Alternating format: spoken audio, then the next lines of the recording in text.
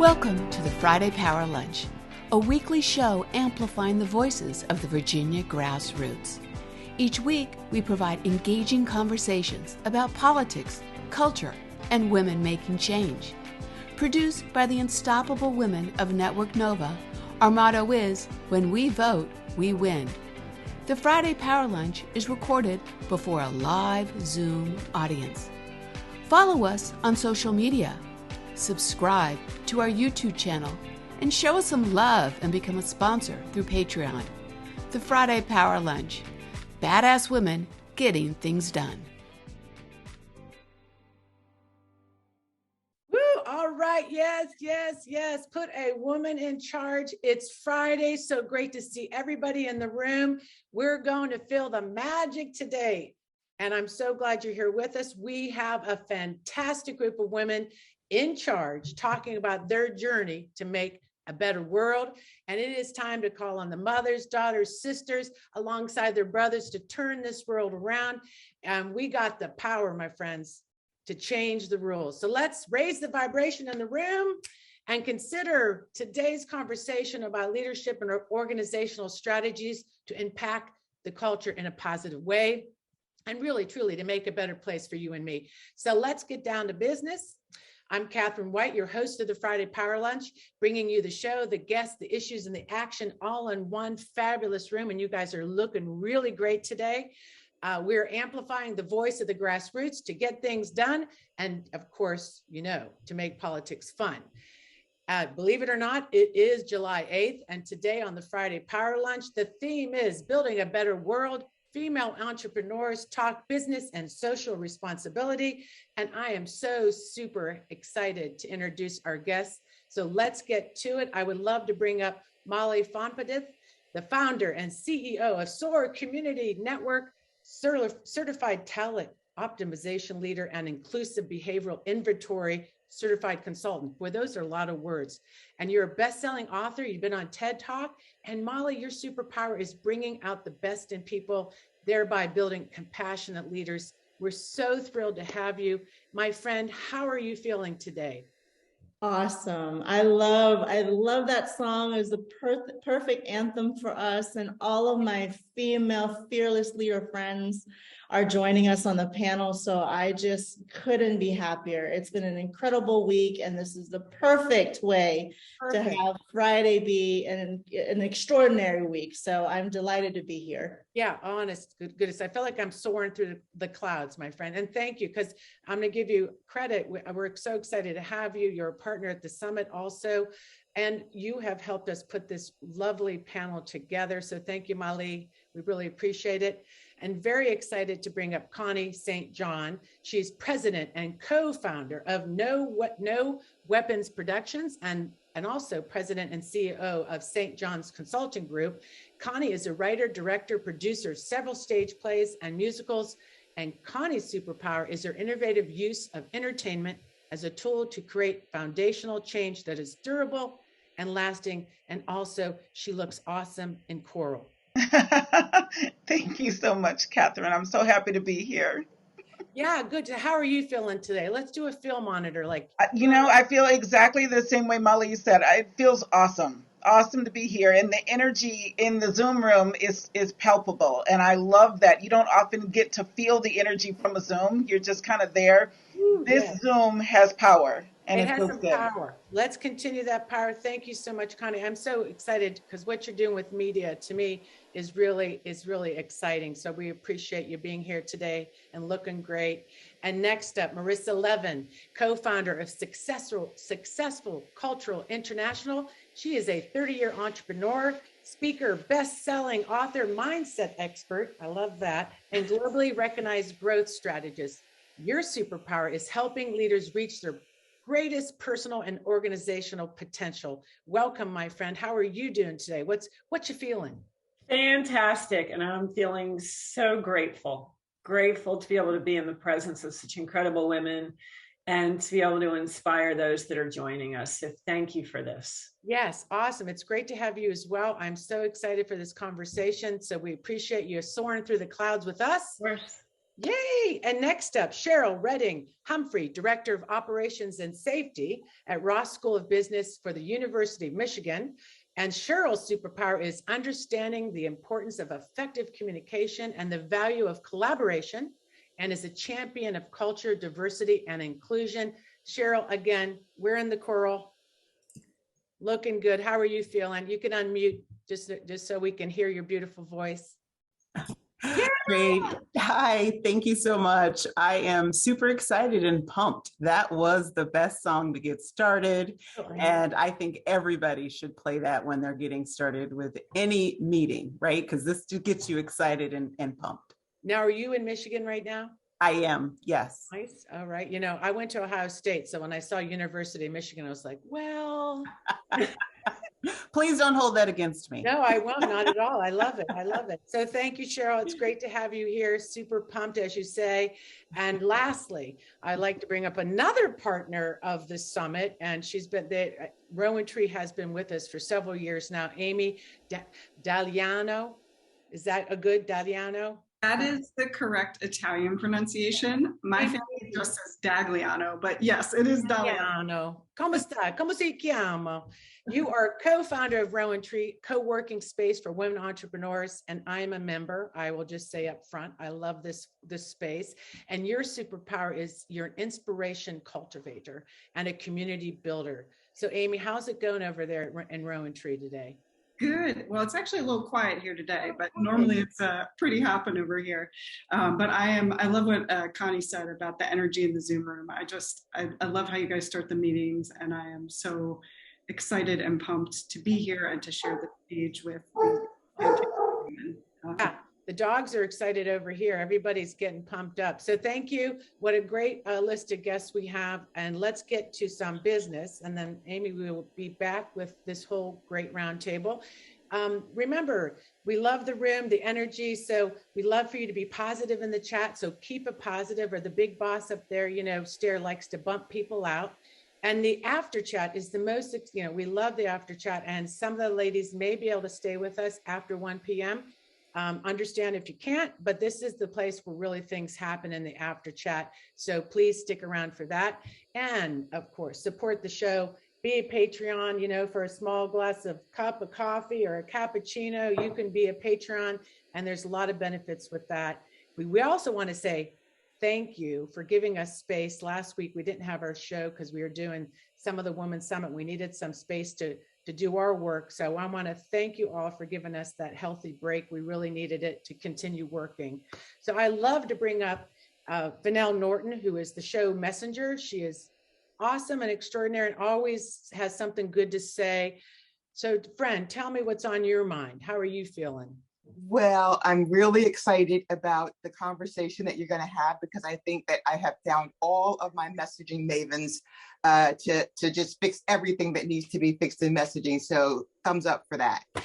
But there are a couple other things that I've been thinking about a woman being in charge. I do think it has to be the right woman, though, because we've got some women out there who are definitely not the right women to be in charge. So there's 32 of them that I keep talking about who are Republican women who are just not quite following along with some of the most important things that we have to do. And 5 of them, in fact, actually took seats from Democrats, women who right now are looking at all of the things that are right for us in our family. So I'm focused on those women and getting those 5 particularly out and putting the right woman in charge. Oh, I love the way. Well, I have to say, when I was thinking about this concept of, what we can do to move the needle for making the world a better place. One thing is activists in the room, we do a lot of getting out the vote, issue advocacy.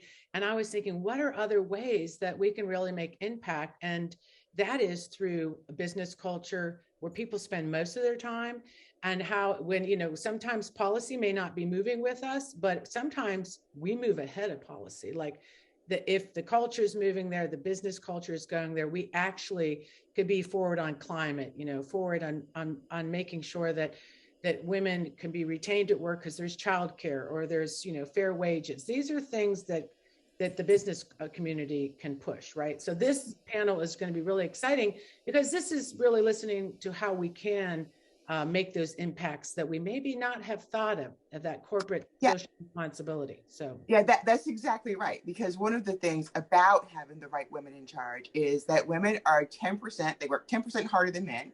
So that's a given. And any companies that have women around their tables actually are so much more profitable.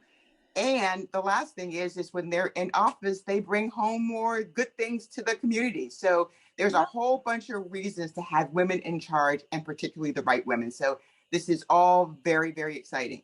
good. Well, thank you. That's awesome. And speaking of a woman in charge, today we're excited to have Louisa Borowski with us. She is the leader of the Virginia Grassroots Coalition, always in charge and telling us what we need to do to get activated. Hello, Louisa.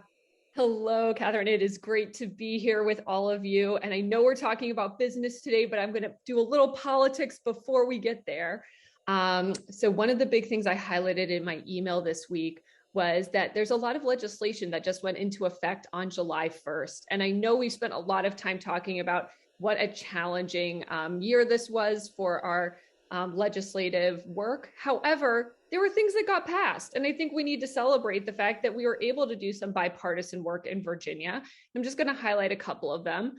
The first is hospital price transparency. There's now a rule that hospitals have to put on their websites the general cost of a number of their key services that they provide. They also are going to lower healthcare costs. They're requiring hospitals to enter into payment plans for services rendered to uninsured patients. So a couple of ways that we are trying to make the hospital process more transparent and work better for those of us who, can't afford it. They also have preventing college hazing. And I've got to say this, a number of people have had experiences where college hazing is just such a problem. And so there's some new regulations about how higher education needs to provide anti-hazing training, establishing uniform standards, et cetera. Another one that I'm sure everybody will be happy to hear is the ending of quota ticketing. This prohibits the police departments from establishing a formal or informal quota that requires law enforcement to make specific numbers of arrests or issue specific numbers of summonses within a specific period of time. So hopefully this means we're not going to see so many police cruisers out trying to ticket people at the end of the month. We're not going to see as many, police trying to, collar people for very, very, small crimes that for the most part should just be, discussed and then moved on. So there's that. And then the last one is addressing human trafficking. It requires the Department of Criminal Justice Services to establish training standards for law enforcement to recognize, prevent, and support suspected human trafficking. So we've got some stuff that's happened. And what I want to say to you is I've been talking to legislators in the past couple of weeks. They are starting to think about legislation for next year now. So if you are working on particular issues or are interested in getting more involved, now is a really great time. I met with Senator McClellan. We're going to be reintroducing a bill to reform the recall process. Met with Delegate Reed, and he was saying that he's already starting to try to get some legislation written up by LIS. So the fact is, now is the perfect time before we get too stuck into the 2022 election cycle to be meeting with your legislators and talking about issues that matter to you. Now I'm going to move on to 2022 elections. We have canvassing in Virginia Beach, which I've been promoting. I think we've got 20 grassroots activists going down to Virginia Beach next weekend. If you have been on the fence and haven't decided, I'll put in the chat Sharon Shetler's email address. You can email her and say, Sharon, I changed my mind. I'm coming down. It's going to be great. We'll be doing dinners together, and I think everyone will have a very fun time. We will obviously be canvassing for Elaine Luria. I'm also going to put in the chat an opportunity to volunteer for Abigail Spanberger's campaign. They need people to help work the table at one of the local farmers markets. And so if you are available and you like hanging out at the farmers market and talking some politics and talking about our candidates, please sign up.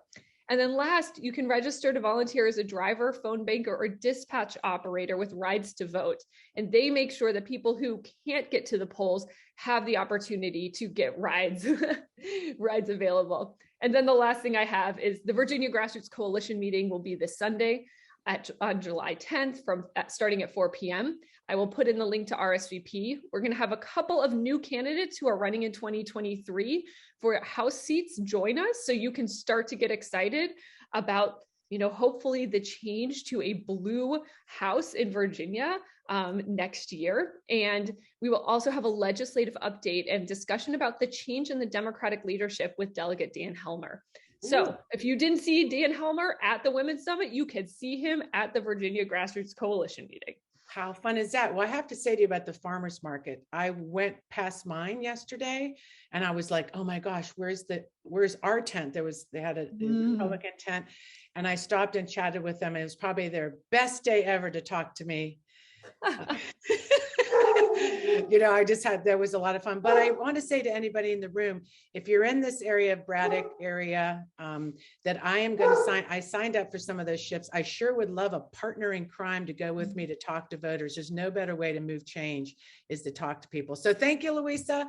Awesome. I'm so excited to have you here and see you again. And I know you're doing good work all around the Loudoun County too. You're out there. Yeah, we had our coalition meeting on Wednesday that's where I was talking to Delegate Reed. So it's great. It's great to see that we have people organizing throughout the Virginia area. Yes. Well, great. Thank you as usual. And we will see you on Sunday also. And please, if you don't know about the coalition, join it, get in there. And this is a great way to collaborate and work together.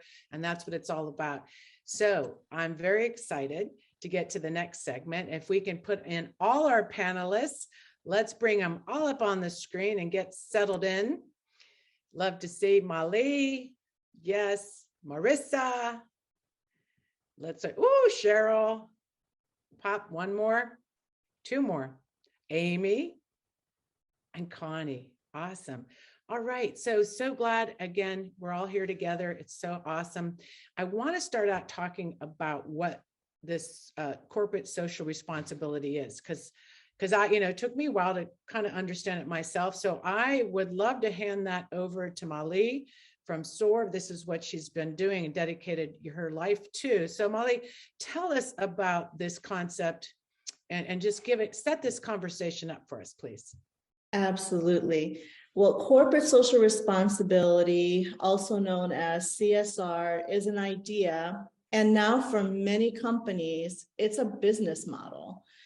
That a company should play a positive role in the community and consider the environmental, social impact of their businesses' decisions and their actions.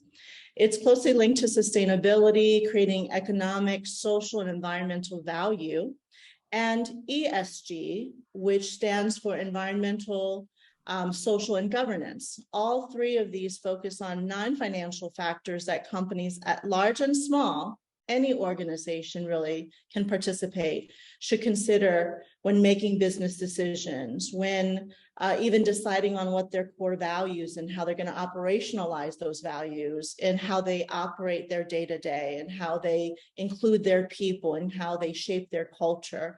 In recent years, there has been a shift from CSR to social purpose. Many companies have pivoted from having it a community investment strategy, like a nice to have, versus now adopting it as a holistic approach in which the mission is built into everything that they do. So that's why I'm bringing all these ladies together, because corporate social responsibility, social good, social impact, ESG, it touches all of our lives. Whether we run nonprofits or run for office, whether we are in a higher level executive position, or we are brand new as emerging leaders or individual contributors, it touches us.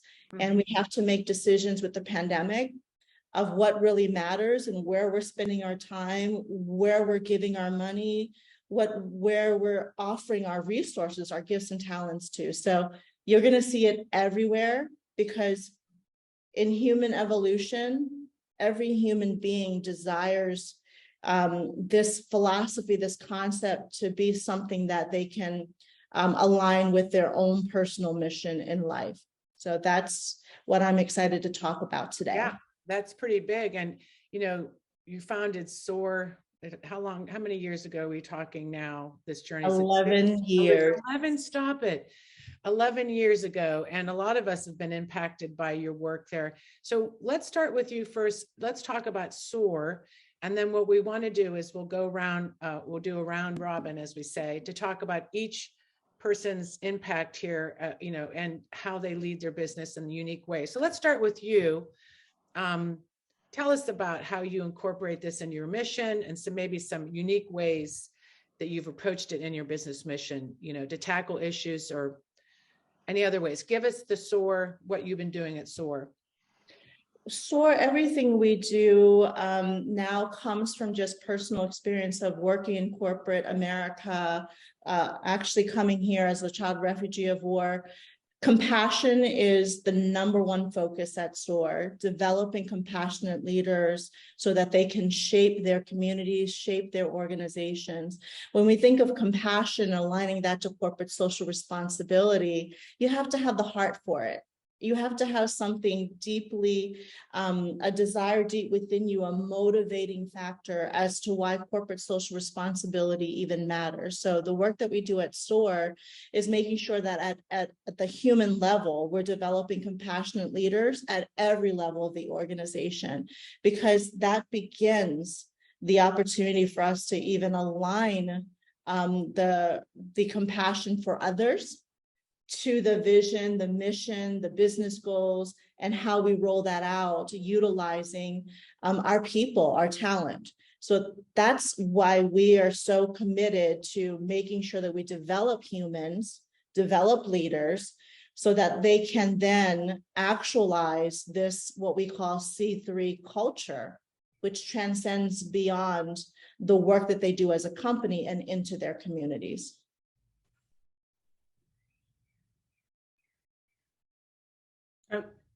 Mute. I have to mute over because the dogs see somebody pass every once in a while. Well, tell us, when you say that, what does that look like? Like what are some of the things you do in helping people find that compassionate leadership? Like, what are some of the unique things that SOAR does for that? We offer so many different types of development programs. We have our SOAR Academy now, and just as a quick celebration, we just acquired Successful Culture International. Marissa's on the line, so we are merging because we have big work to do in the world, and none of us can do it alone. And not only is Marissa and Jen coming as part of our vision and our mission now, but all the other ladies that have been invited to join this panel, we're going to be working, all of us together, because we have to shape the workplace if we want to shape the world. There's too many of us going to workplaces. So we have to focus on how do we shape and shift mindsets and hearts, open up people to the reality that we're all connected here. And so what it looks like is compassionate leadership training, diversity, equity, inclusion, belonging, access training, all the letters you could possibly think of. And we also want to make sure that it's an ongoing process. This is a practice. It's not one or two workshops and that's it. You can't transform and transcend if you do one or two things without making sure that we're maintaining and calibrating and moving with the times, that we roll out initiatives to transform people and leaders and cultures and business strategies that also move and evolve with the times. No, that's a good segue over to Marissa. Marissa, I've been reading about Successful Culture International, and it was so exciting to hear the press release of how you will be merging together. But let's talk about what you built in your journey. I found it so interesting because, like Amy started her business with her best friend. And I was reading how Jenny Brown and you were friends through children, and that you did, start working together eventually. I love those kind of stories. So tell us about what your organization has done, your journey around it, and how you really believe so strongly in getting that, that culture right, and why it's so important. Sure. So thank you for that. And just to give a context, so Successful Culture International is actually my third company. I exited my first company 13 years ago. I built that to about 15 million. That's known as Information Experts. That was a full education, training, and human capital firm. And then I launched Women's CEO Roundtable with Tina Johnson, who many of you may know. And that's another great friendship that we had a vision to be able to help women business owners under $1 million. And then I had Successful Culture going while I was building that, and I brought Jen in to help take Successful Culture to the next level. So SCI was a culmination of a much larger entrepreneurial journey. And the reason that I was inspired to launch Successful Culture was because when I was building my first company, while I loved everything that we did and fulfilling all the missions of the organizations and the products and services, what really, really touched my heart was that I built an incredible culture where employees felt seen and heard and safe and relevant. And, you know, every day they came to work and they were inspired to be there. And I wanted to take that feeling into the world to help other organizations build those types of cultures. So that was kind of the inspiration behind SCI. Mali and I have basically grown up together over the last 15 to 20 years. And I've had the opportunity to be both, you know, a partner, a speaker at her events, a mentor, a friend, a soul sister. And, you know, when I was inspired now to launch my new company, which is Marissa International, and that's with a mission to empower 1 billion people worldwide to live their most joyful lives, I knew that I wanted to get what we had created under Successful Culture into the hands of someone, in the hearts of someone that I felt could really honor everything that we had created. And so Mali, honestly, was the only one that came to mind for me. I mean, you know, we could have sold it to the highest bidder or another company that would have taken the training and put it under their company. But I only trusted Mali with the heart and the soul of the company. And quite frankly, I want to help Mali and Victor and soar. I want to help them soar to, you know, a massive scale. I love it. Yeah. Well, I mean, that's the power of this in the room. And I, you know, when we think about how important it is of what you've affected. And what I want to say too, is for everybody on this panel, there was so much I left out in the bios. I mean, sorry, you guys just had, a lot of you just incredible histories. We do have the bigger bio and we've sent that out to everybody. Well, let's go and meet Cheryl Redding Humphrey. Why don't you tell us about what your journey is in this space and where you are, how you're applying it now? Sure, thank you. So a little bit different. I work at the University of Michigan at Ross School of Business. And a little background, I was a vendor, actually. I was a contractor in 2011, and I worked for their hospitality, hotel and conference center that they had. And the university had just built this beautiful business school, and it was LEED certified. And so they were really trying to make sure that they did everything that they could to make sure that they were being socially responsible with how they were building this building. I came along to then challenge them on how are you doing that throughout, right? So how are we weaving that same responsibility into the other vendors? So as a food service vendor, I worked for Aramark, a management company. And so I then kind of walked them through the process of how to ensure that they were trying to keep this going throughout. So looking at the vendors that they were using, helping them come up with questions to make sure that they are asking the right questions in the vendors that they are looking at. And so fast forward to today, so I worked with them as a vendor for about 4 years, ended up leaving and transitioning into higher education in Spokane, Washington. I worked at Gonzaga University and really took a lot of time to build kind of that equity in really doing the hard work to connect people to what does it mean to have social justice and to really work towards that. Fast forward again, I was actually in Glen Burnie, so just left living in Glen Burnie, Maryland for about 14 months. But during the pandemic, they had an open position. They thought of me and reached out to me and brought me on over to back to Michigan. Wow. So as I am in my current role, it's really continuing to challenge people to remember the mission and challenging people to remember that it's not just one and done, and that you have to look at the bigger picture to continue to make sure that we are moving in the direction that we want to move in. So now on the facility side of things, it's also, again, making sure that we are looking at doing the right things and what are the right things, and then questioning when it's easier to go cheaper, right? It's easier to go in different directions, but really holding people to the fire and letting them know that, how does this tie into our mission? Does this help us move forward or go backwards? And I think having the right questions has really been my point of view and point of entry, as well as continuing to collaborate with a number of people within the within the school, but also across campus. Yeah, I mean, I think that's a really good takeaway. We just have to asking the right questions. Is so important. And I know in our work, this is something that we have to keep in mind, right? So right. I love it. Thank you for that.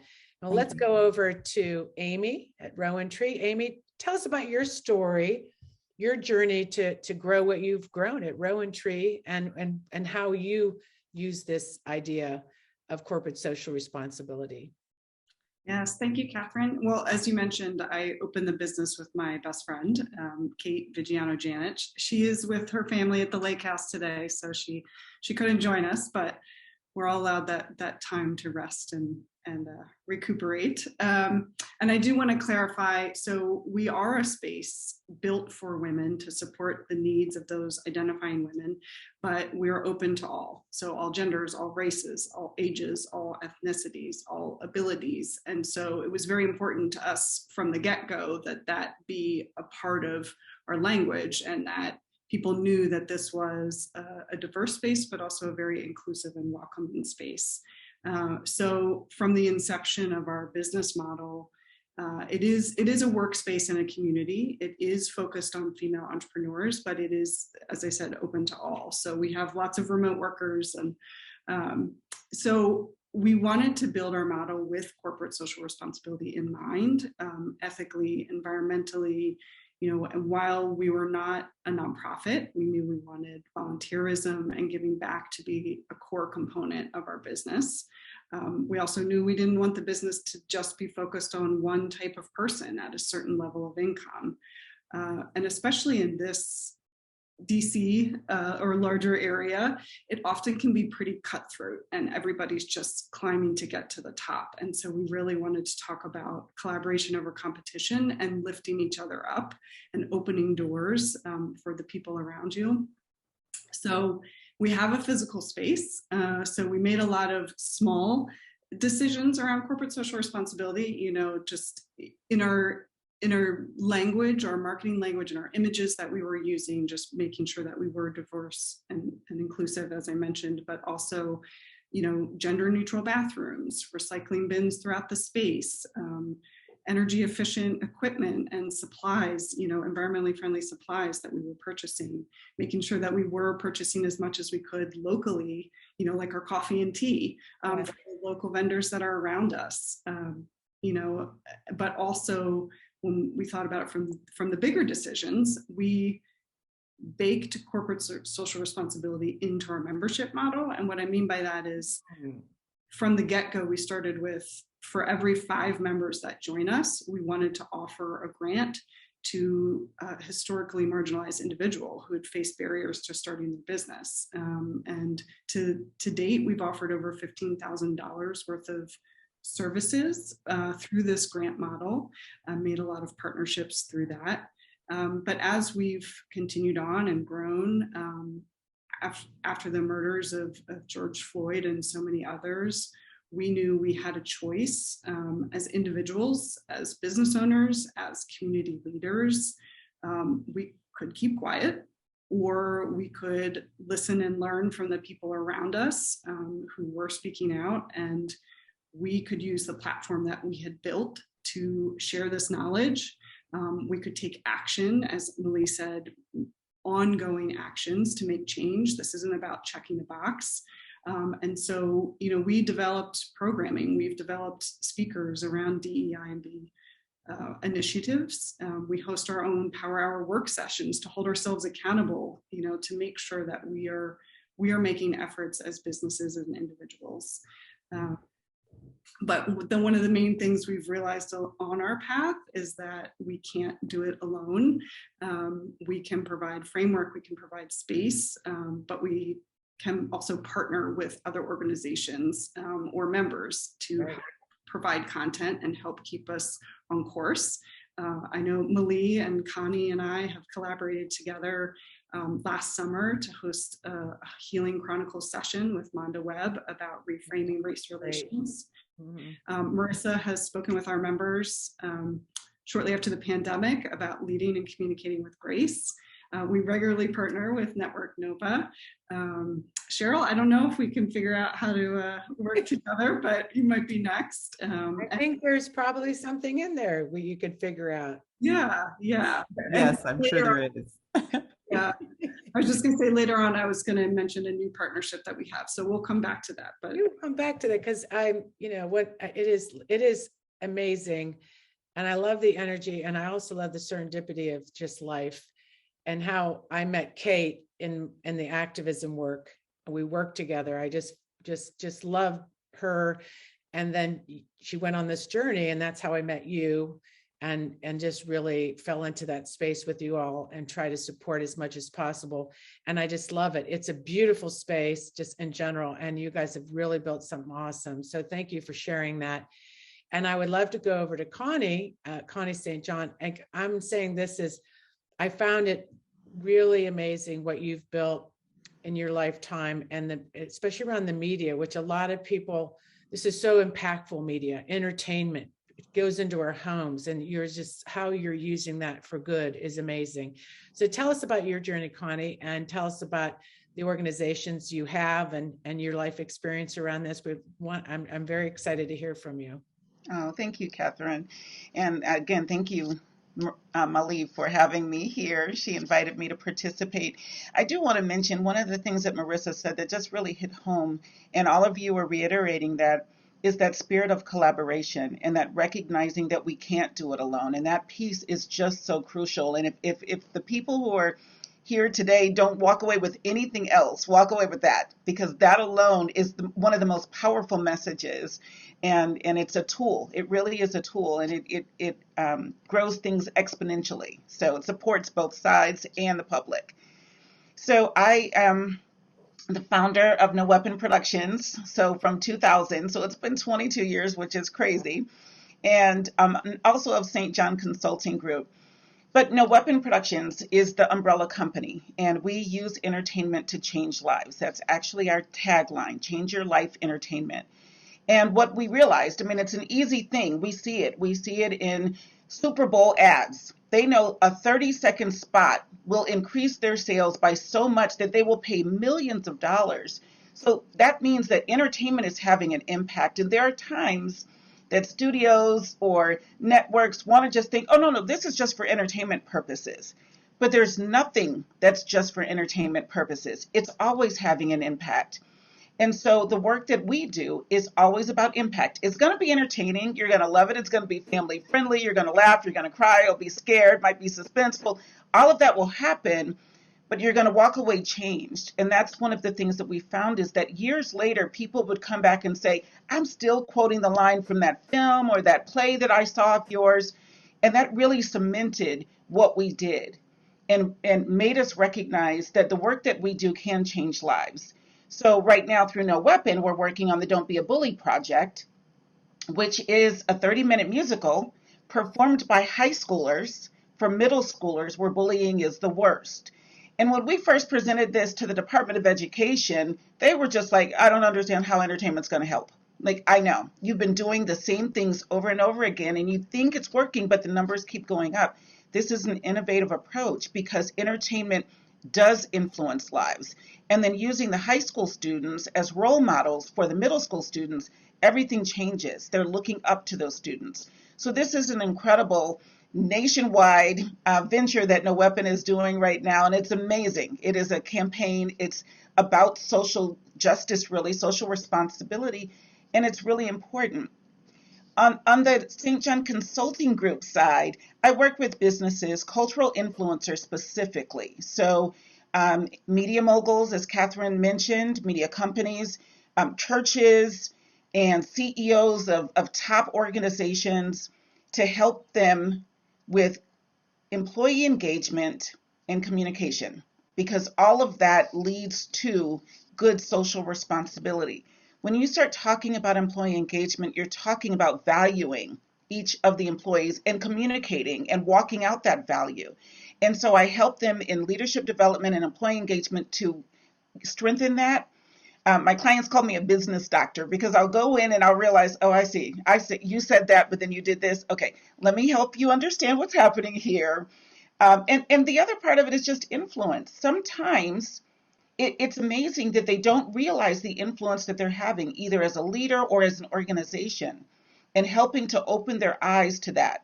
And one of the things that I always share with them is years and years and years and years ago, when I was a flight attendant, don't ask, but when I was a flight attendant, one of the things they told us during our training is if you are in an emergency and you don't take leadership right away and let people know that you're in charge, someone else will.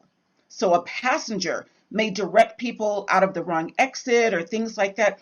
It's true of organizations as well. If they don't take leadership, ownership, and know that they're influencing their employees, someone else will in the company. It might be a lower level employee or one of their executives, but that other person will set the tone.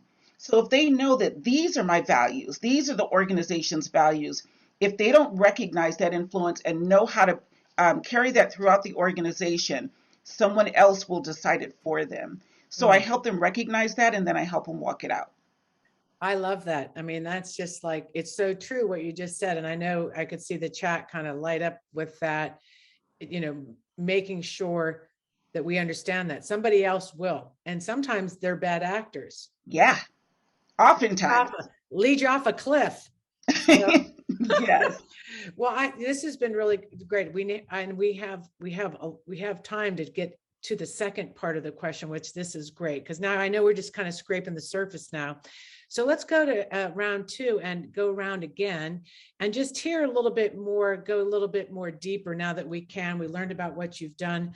It is really super exciting. And I really believe this is, in my mind, as somebody that's trying to change the world and thinking of different innovative ways, my thought really went to how big of an impact really this can make as we look forward to things that our country is struggling with, the globe is struggling with, there's so many big issues. And this is where it seems so attainable to me when you have leaders that can make this change. So let's go around a second time to talk about, sharing your insights as to why leaders, need to prioritize this in their mission, why it's so important to make this social impact. Or you can take any part of this about, is this trend here to stay?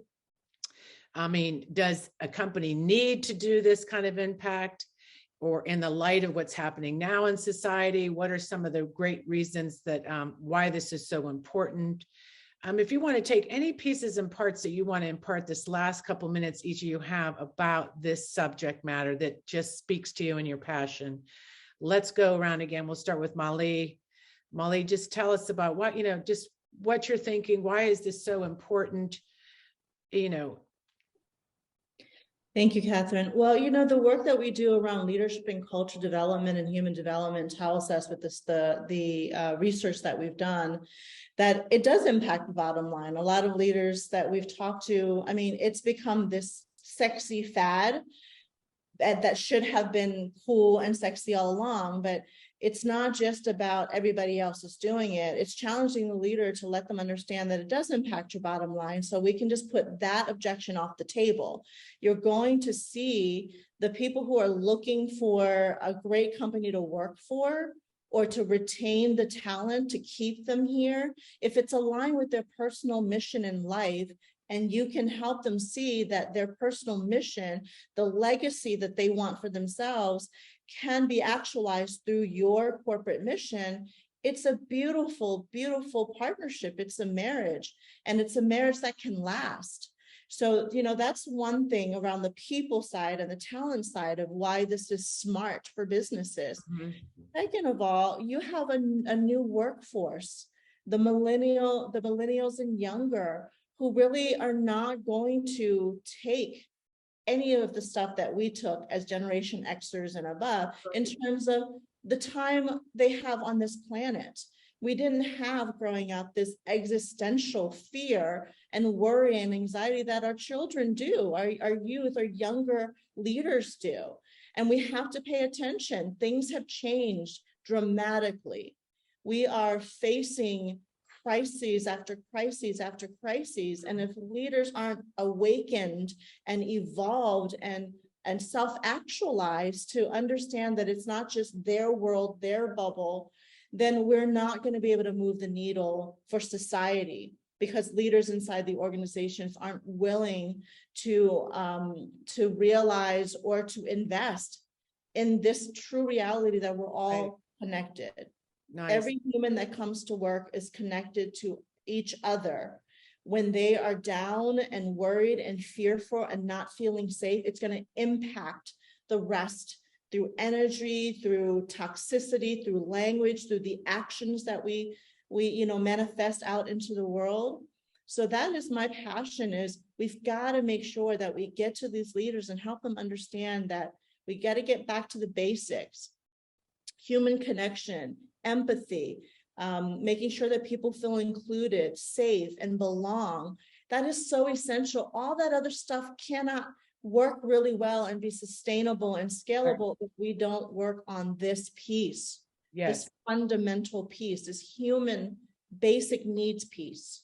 Yes, we need to record that and send that out across the world. I wish our political leaders would feel the same way, because I think the world would be different. Marissa, what's the takeaway that we have?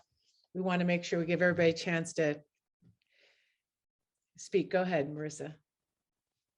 Oh, go ahead and unmute it. Sorry.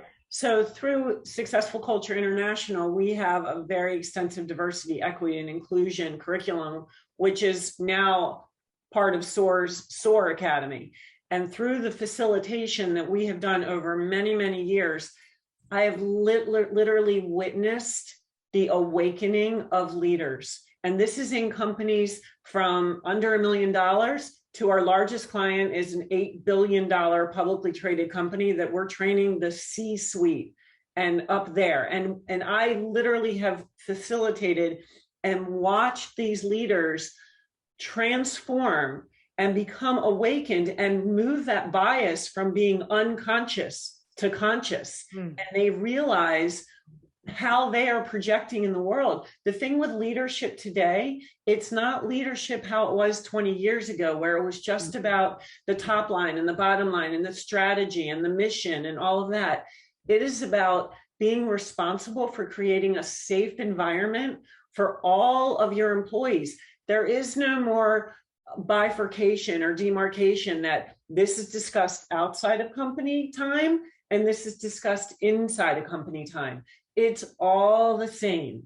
Everything is tied together. So leaders need to know how to lead those conversations, to neutralize those conversations, to shape those conversations, to make sure that the environment inside of an organization is a safe place for everybody. That is what leaders need to do today. That's awesome. Yeah. And that, and people in the room, a lot of people are leaders of organizations, and this is so helpful to our work. Cheryl, what is the main takeaway you'd like to impart to this audience? I'd like to say that it's here to stay, and I don't think that it's leaving. But the companies that are going to thrive and succeed are the ones that are intentional in making sure that it is woven throughout their entire organization, not just a select few. What I have witnessed, I have had an opportunity to work at Georgetown. I've had an opportunity to work for the Centers for Disease Control. I've had an opportunity to work at Wharton. And so working in these different organizations, working within higher education, you really start to see the companies that get it.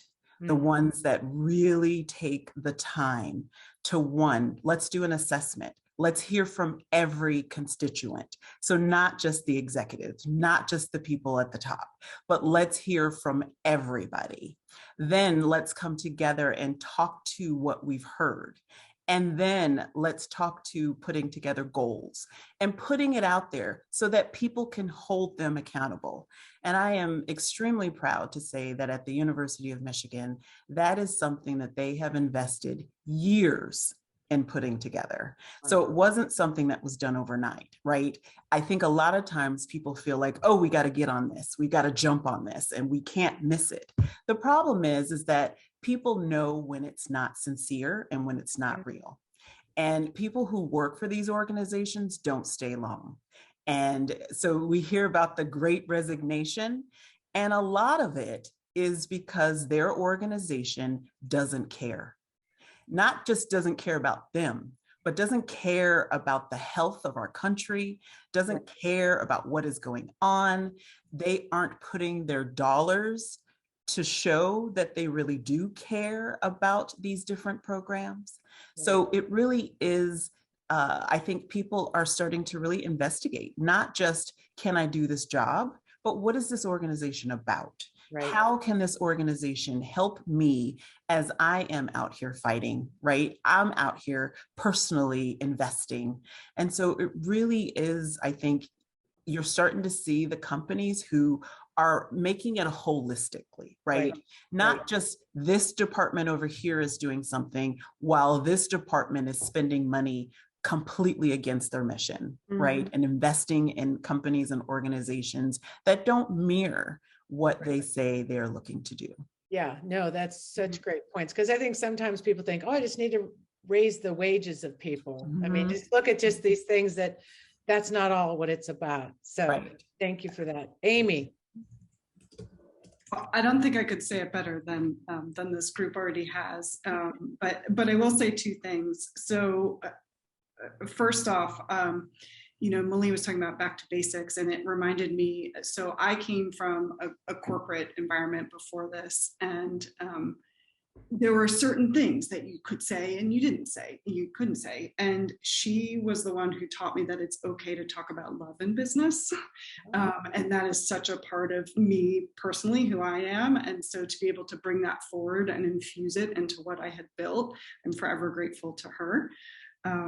But I just wanted to talk about the small changes, because a lot of times as leaders, I know I personally get overwhelmed with the idea of like, I've got to do this and I've got to do this and I've got to do that. And it is been so good for me, the reminder of those small steps. Even the littlest decisions have a ripple effect. And so for anyone out there who is passionate about corporate social responsibility and just looking to move that needle a little bit, every small change you do, every intentional decision that you make ripples out in ways that you have no idea. So that's my takeaway for everyone.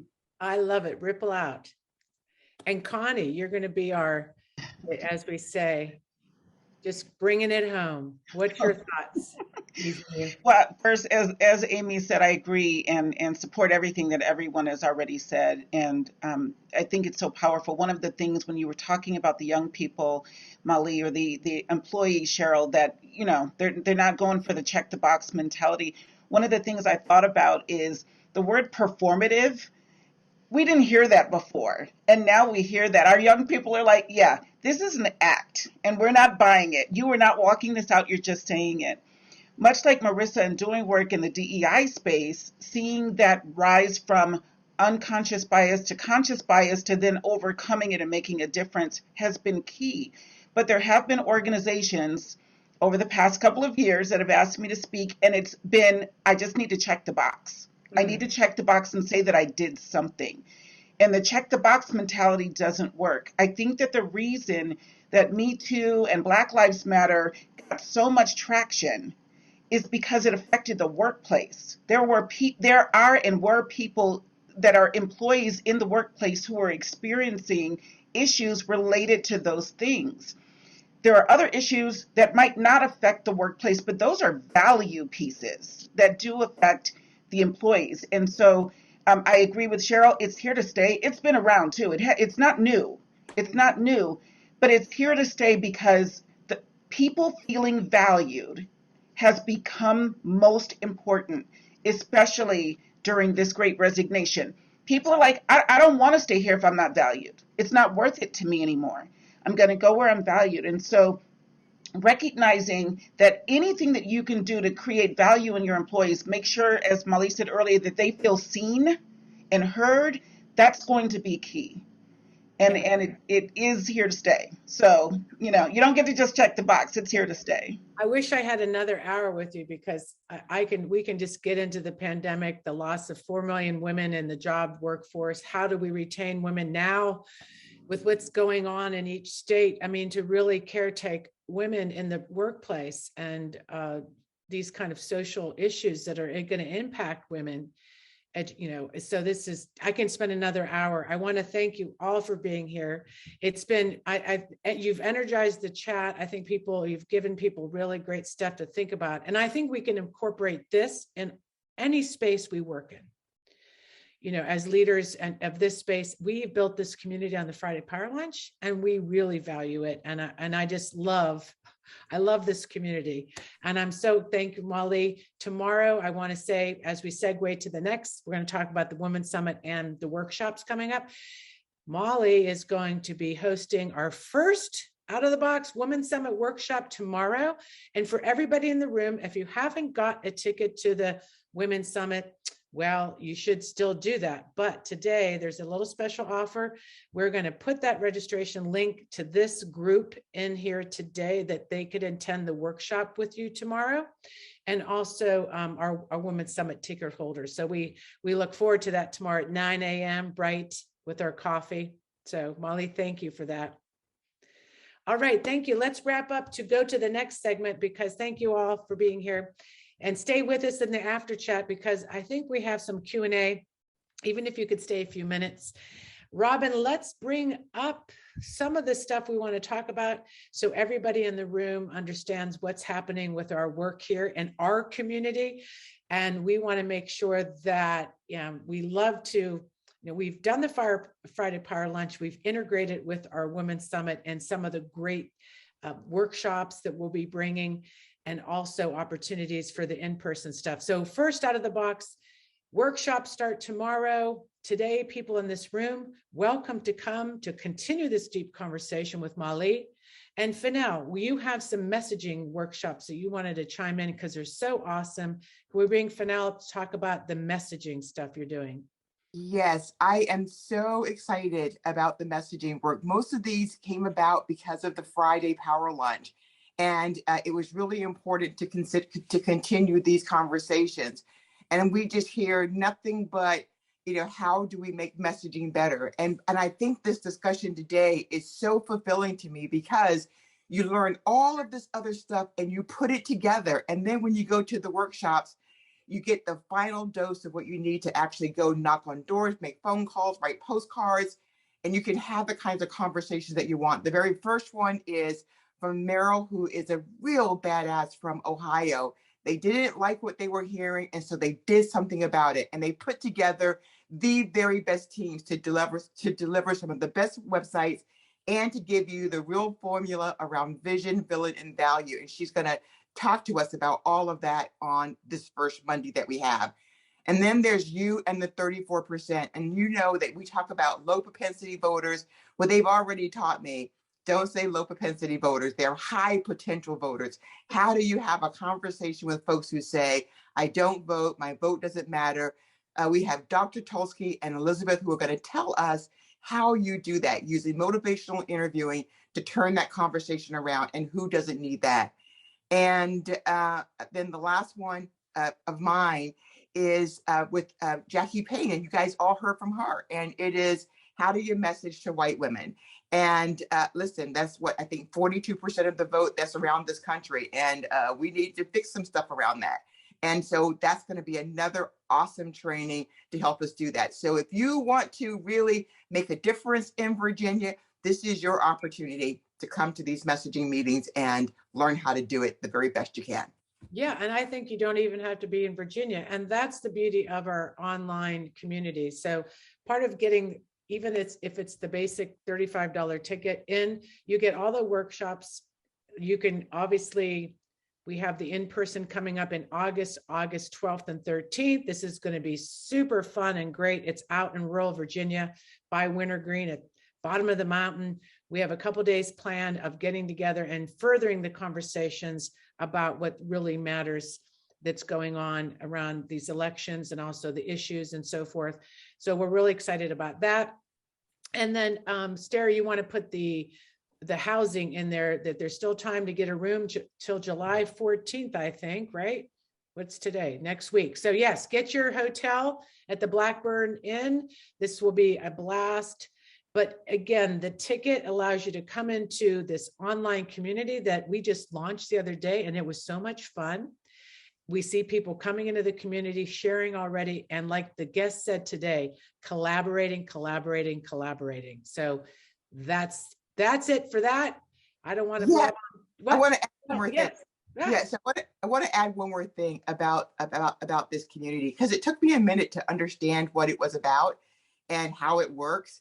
And after the meeting this week, I understand how it works. It's sort of like, this brand new platform that you're in with your peeps. And it is for people who are, we all think differently, but we need somewhere to put all that information and all that energy. And I know that this platform is new to a lot of folks, but it is worth every single investment that you make for yourself to belong to it. So it's going to make us great, not just in Virginia. You're right. It's all over, because we have people from all over who join this call. So they're in this call and they're in our work. And I think the more we collaborate and work together. So great. So I wanted to thank everybody for being here today. We will continue in the after show, but I have some end of the show stuff, as we like to say. Remember that you got to enjoy today. You'll get all those links sent to you in the after cap email. So don't worry, you won't miss a thing. Also, support our show if you like what you see. We really love your support. It helps us keep the lights on over here. And remember to follow us on social media and stay for the after chat. And what else we have? Do we have any? Next week, we have some really great guests coming. It will be Lee Grimple with Better Meetings. I think I saw him come in the room today. I don't know if Lee's still here, but we're going to have Lee on, and he's going to be doing a great meeting about better meetings. A great workshop for us. So we hope you'll come back next week and see us. I guess I want to say a big thank you to all of our wonderful panelists today, and also to the people that make this show happen. Robin Warner up in the box, show wizard, Stara Calhoun, ambassador of Buzz, Fennell Norton, show wizard, Heidi Dragniff, social media diva, and of course, our Zoom crew, Laura Martinez. Laura is always showing up and always helping things run on time. And Michelle McKinney, who helps people that are newcomers. And if you're new today, we hope you come back. You can always direct message Michelle, and she can answer any question you have about this every week, Friday Power Lunch. And thank you to Julie Galdo and Sally Ronald, who always do our content concierge stuff for us. So thank you all. All right, everybody, let's get to the after chat. Let's run credits and go, Robin.